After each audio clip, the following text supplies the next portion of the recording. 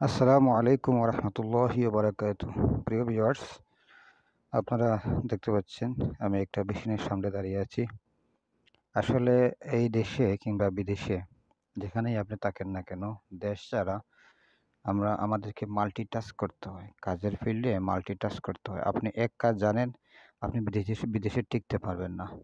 কিংবা আপনি এক কাজ করে বিদেশে টিকতে পারবেন না। আপনার কাজের পাশাপাশি, আপনার মেইন কাজের পাশাপাশি মেজর সাবজেক্টের পাশাপাশি আপনাকে অপশনাল কিছু কাজও করতে হবে।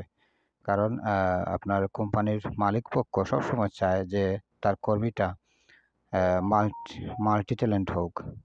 সবকিছু মিলিয়ে আপনারা দেখতে পাচ্ছেন একটা মেশিন। এটা হচ্ছে গিয়ে আপনার ল্যামিনেশন মেশিন। এখানে আমি এই মুহূর্তে যে কাজটি করতেছি, আমার যে ডিজাইন ছিল, স্টিকার ডিজাইন, সেই ডিজাইনগুলো আমি করে ফেলেছি, মেশিনও করে ফেলেছি। কিন্তু শুধুমাত্র এই স্টিকারটা এখন আমি এই মেশিনের সাহায্যে আমি ইয়েতে লাগাবো, কাঠের বোর্ডের মধ্যে লাগাবো। আপনারা দেখতে পাচ্ছেন একটা কাঠ, অনেক লম্বা একটা কাঠ, বড়সড় কাঠ। এই কাঠের মধ্যে আমরা স্টিকার দিয়ে দিয়েছি।